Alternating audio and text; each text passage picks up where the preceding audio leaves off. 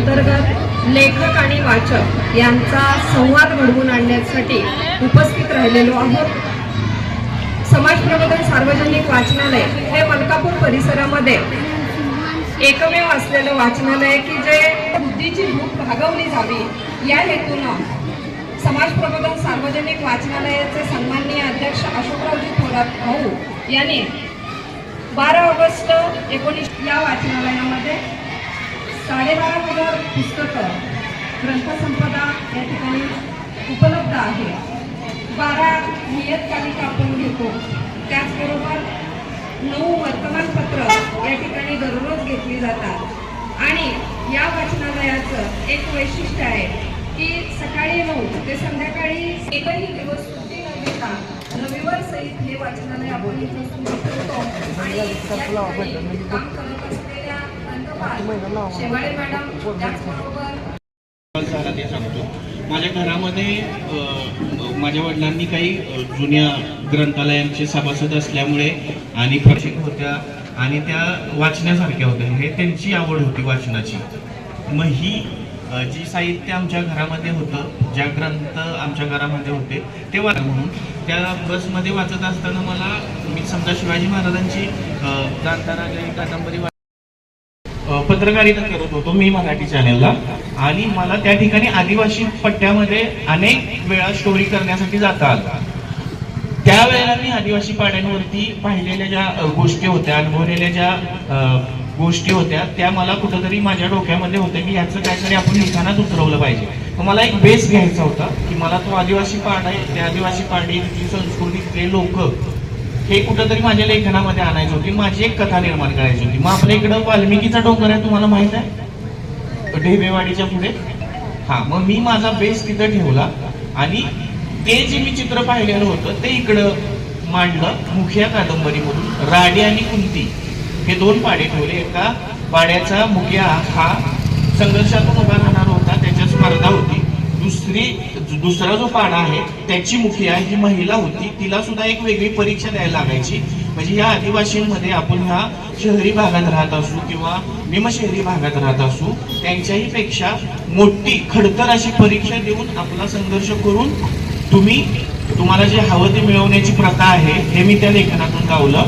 आणि म्हणूनच तुझ्या प्रश्नाला एकच उत्तर देईन, ज्यावेळेला मी वाचायला लागलो त्यावेळेला मला त्यातली गोडी समजली, माझ्याकडे काहीतरी कला आहे हे जाणवून घ्यायला लागलो, त्यावेळेला माझं ते स्वप्न बनलं। आणि आवड पण आणि स्वप्न पण, ह्या दोन्ही पण गोष्टींमुळे मी पहिली कादंबरी लिहिली, ती मुखिया नावाची। ती मुंबईच्या लोकलमध्ये रोजचा 1 तासाचा जायचा प्रवास, 1 तासाचा यायचा प्रवास, त्या मोबाईलवरती मी टाईप करत पहिली कादंबरी लिहिली। आणि त्यावेळेला मला कळालं की तुमच्याकडे कल्पनाशक्ती असेल, वाचनाची आवड असेल तर तुम्ही थांबू शकत नाहीत। आज 6वी कादंबरी माझी बाजारात आली, अजून 4 लिहून तयार आहेत, त्या अपकमिंग मी प्रकाशित करतोय। 3 वाजता पोहोचू, 4 वाजता पोहोचू। माझा तो नियम काय आहे, 5 पानं वाचायची, 5 पानं लिहायची, हा नियम मी स्वतःला घालून घेतला। माणसं मला तेच म्हणतात, इलेक्ट्रॉनिक माध्यमामध्ये तुम्ही काम करता आणि मग तुम्हाला असा एवढा वेळ कसा मिळाला, एवढ्या 10 कादंबऱ्यापर्यंत तुम्ही पोहोचला कसं?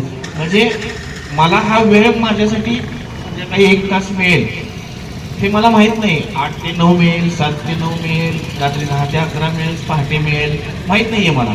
मग मला एक ठरवून घ्यायचं आहे की मला ज्यावेळेला मी घरी जाईल, ज्यावेळेला माझ्या ह्या म्हणजे जबाबदारीची नोकरी जी आहे त्यातून मी फ्री असेल, त्यावेळेला 5 पानं मी वाचली पाहिजेत आणि 5 पानं मी लिहिली पाहिजे। हा अविरतपणे प्रयत्न जवळपास 15 वर्षाहून अधिक काळ माझा सुरू आहे। भलं लिखाण माझं सुरू नसलं, कधी कधी गॅप घ्यावा लागतो, सतत तुम्ही लिहित असताना त्यावेळेला तुम्हाला मानसिक ट्रेस सुद्धा येतो। म्हणजे तुम्ही इतर कुठल्या गोष्टीमध्ये सहभागी होत नाही जोपर्यंत प्रोजेक्ट पूर्ण होत नाही तोपर्यंत। त्यामुळे मध्ये जर लेखनपद असलं तर ती 5 पानं लिहायची जी थांबतात ती 5 पानं वाचनाची वाढवायची। म्हणजे 10चा कोटा हा कायमस्वरूपी ठरवून घेतलाय, 5 पानं वाचणं, 5 पानं लिहिणं, हा कोटा कायमस्वरूपी सुरू असल्या कारणानं मला 10 कादंबऱ्यापर्यंत लिखाण करता केलं। पत्रकार म्हणून ते मानतोय मी, त्यावेळेला अनेक जणांचा विरोध होतो।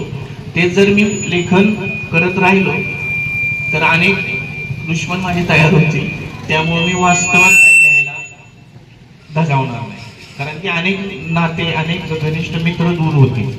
म्हणून वास्तविक प्रकार लिहायला मला आवडणार नाही किंवा मी प्रयत्न करणार नाही। कॉमर्समध्ये शिकते, तर माझा प्रश्न असा आहे की आतापर्यंत तुम्ही कोणकोणत्या लँग्वेजमध्ये असे लेखन केले आहे पुस्तक? मला एक सांगायचं आहे की आपण जे साहित्य आपल्याकडं काय होतंय, इंग्रजी भाषेचा थोडासा आपण जास्त दबाव घेतो, जो मीही घेतला.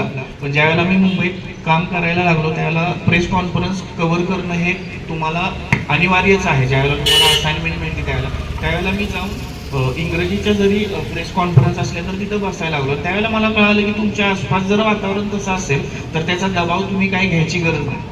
मी माझ्या अनेक कादंबऱ्या इंग्रजीमध्ये व्हाव्या यासाठी प्रयत्नशील आहे. पण कोविडमध्ये ज्यावेळेला मी इकडे आलो त्यावेळेला वी हेट बायोलॉजी, मग यामध्ये मला एक असं सुचलं की यामध्ये काहीतरी वेगळा प्रयोग आपण करायला हवा जो वाचकांना आवडेल आणि लेखन पठडीमध्ये सुद्धा वेगळा आहे. मग या कादंबरीमध्ये मी काय केलं, मराठी आणि इंग्रजी अशी 2 लँग्वेजमध्ये ही कादंबरी मी लिहिली. म्हणजे जर अमेरिकेचा प्रेसिडेंटचा मला पात्र उभं करायचं आहे तर त्या अमेरिकेच्या प्रेसिडेंटची जी चर्चा आहे ती इंग्रजीमध्ये मी यामध्ये ठेवली. तिकडचाच हवं. मला चीनमधलं पात्र उभं करायचं आहे, तिथली घटना उभी करायची आहे, तर चीनमधलं जे पात्र असेल त्याची मी इंग्रजीमध्ये मांडणी केली. आणि आपल्या देशातलं ज्या काही घटना उभ्या करायच्या आहेत त्या घटना मी मराठीमध्ये ठेवल्या. एक नवीन प्रयोग केला, मराठी सुद्धा मी लिहिलं आणि त्या देशाचं मला तिथलं पात्र उभं करायचं. चीन असेल, पुन्हा पाकिस्तान असेल किंवा अमेरिका असेल, कोविडचा सगळा विषय आणि त्यांची मी पात्र लिहिताना मात्र इंग्रजी भाषेचा प्रयोग केलाय. असं पूर्णपणे इंग्रजी लिहिण्यात पण मी एक्सपर्ट नाहीये, मला कोणाचं तर सहकार्य घ्यावं लागेल जर माझी पूर्ण कादंबरी इंग्रजीमध्ये करायची असेल तर. कारण शेवटी तुम्ही जोपर्यंत त्यामध्ये तयार होत नाही तोपर्यंत ते पेपरवरती उतरवणं तुम्हाला जमणार नाही. म्हणून मी इंग्रजीमध्ये अजून प्रयत्न केला नाही. एक केला दोन्ही भाषेमध्ये करण्याचा, ते जमलं. पूर्ण कादंबरी ज्या वेळेला लिहिली त्यावेळेला नक्की यांच्याकडून तुला ऍड्रेस घेईन आणि तुला ती गिफ्ट करेन. वाचन करत असताना ना तुम्हाला वाचन करताना त्याची गोडी निर्माण व्हायला पाहिजे. जोपर्यंत तुमच्या अंगवळणी पडत नाही की मला वाचलं पाहिजे तोपर्यंत तुम्ही पुस्तक हातात घेणार नाही. असं नाही की तुम्ही लगेच कुठंतरी एखादं वैज्ञानिक पुस्तक वाचा जे तुम्हाला त्यावेळेला तुमच्या वयोमानानुसार तुम्हाला ते झेपेल, तसं नाही. माझं सांगणं एवढंच आहे, ज्या वेळेला तुम्ही वाचनाची सवय लावून घेता, आवड निर्माण करायचा प्रयत्न करता, त्यावेळेला तुमच्या आजच्या अभ्यासा व्यतिरिक्त जे अवांतर वाचन करायचं आहे त्यामध्ये तुम्ही काय करा, सुरुवातीला तुम्ही कथा वाचा ज्या इंटरेस्टिंग असतील किंवा मुक्तक वाचा, चारोळ्या वाचा, मॅडम जशा गझल लिहितात त्या गझल वाचा, ज्याच्यातून तुम्हाला गोडी निर्माण होईल. एक तुम्ही ठरवलं ना मला 15-20 मिनिटं वाचायचं आहे रोज, तुम्हाला रोज वाचण्यामुळे जे तुम्हाला आवडत आहे ना ते वाचून कंटाळा येईल. मग तुम्ही काय म्हणणार, मग आपण जरा ऐतिहासिक कादंबरी वाचावी, तुम्ही काय म्हणणार विज्ञाननिष्ठ पुस्तक वाचावं, कुणाचं आत्मकथन वाचावं. हळूहळू तुमची आवड निर्माण झाल्यानंतर, गोडी निर्माण झाल्यानंतर तुम्हाला साहित्य कमी पडेल. त्यामुळे असं हेच वाचा असं सांगणार नाही. जे काही लिखाण तुमच्याकडे येतं ना त्याच्या मागे काहीतरी हेतू असतो, त्या लेखकाचा काहीतरी उद्देश असतो. ते तुम्हाला आवडो अगर न आवडो, पण ती लिहिलेली कादंबरी असेल, पुस्तक असेल, त्याच्या मागचा हेतू तुम्हाला कळाला ना तर तुम्हाला अनेक पुस्तकं वाचण्याचा संधी मिळतो. माझा प्रश्न असा आहे की तुम्ही नवीन लेखकांना काय सल्ला द्याल? काय शिकवतात त्यात गझलकार आहे. गझल प्रकार मी अजून लिहिलेला नाहीये, पण मी म्हणेन की याचं उत्तर मॅडमने द्यावं, कारण ज्येष्ठतेनुसार आणि त्यांच्या लिखाणानुसार त्यांनी हे समर्पक उत्तर देतील असं मला वाटतं.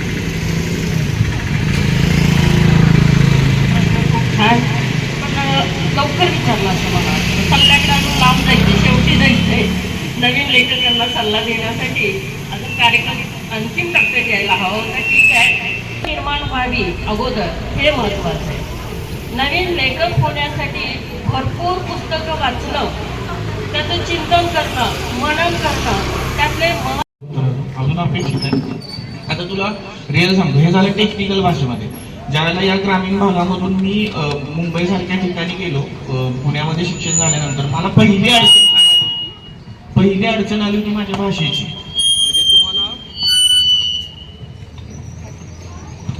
म्हणजे तुम्हाला जर ऑन स्क्रीन जायचं असेल, टीव्हीवरती दिसायचं असेल, बातम्या सांगायच्या असतील तर तुमची भाषा ही शुद्ध पाहिजे असं प्रमाण आहे तिथं. पण आपली इकडची भाषा, सातारी भाषा ही खूप रांगडी आहे. तुम्ही सहज जरी बोलत असला, तुम्ही पुण्या, मुंबईत, नाशिकला गेलात, कुठे गेला, जळगाव, नागपूरला गेला तर तुमची भाषा तुम्ही सहज बोलत असला तरी ती तुम्ही त्यांच्यावरती दरदवताय किंवा तुम्ही मगरूर आहात किंवा तुम्ही उद्धट आहात अशी आपली इमेज आहे. कारण आपली भाषा रांगडी आहे, आपल्यासाठी ते काही नवीन नाहीये. पहिली अडचण आली होती भाषेची.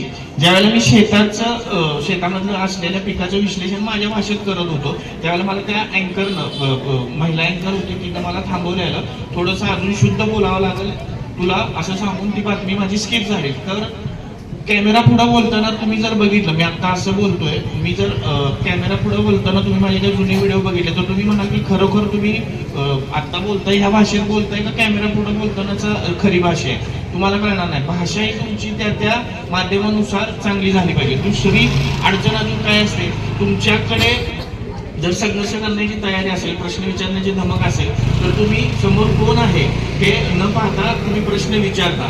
याचा एक दुसरा परिणाम काय होतो, तुम्हाला जर पत्रकारिता ही समाजासाठी असते, पत्रकारिता करत असताना समाजाचं भलं व्हावं, त्यांचे प्रश्न सोडवले जावेत आणि पत्रकार हा कायम व्यवस्थेला प्रश्न विचारत असतो. त्या व्यवस्थेमध्ये कोण आले म्हणून त्याची भाषा बदलणं, प्रश्न बदलणं असं होत नाही.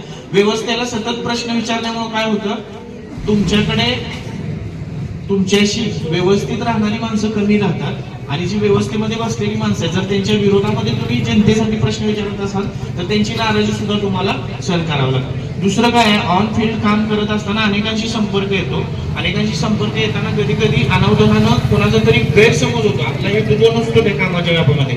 तर अशा वेळेला तुम्हाला फील्डवरती सुद्धा वेगवेगळ्या अडचणी येतात, दबाव येतात, फोन कॉल येतात, मानसिक स्ट्रेस जो असतो तो भरपूर असतो. पण जर तुमच्याकडे प्रामाणिकता असेल, तुम्ही जे काम करताय त्यामध्ये तुम्हाला विश्वास असेल तर तुम्ही कुठल्याही शहरामध्ये कुठल्याही देशामध्ये जाऊन पत्रकारिता करू शकता, परखडपणे प्रश्न विचारू शकता.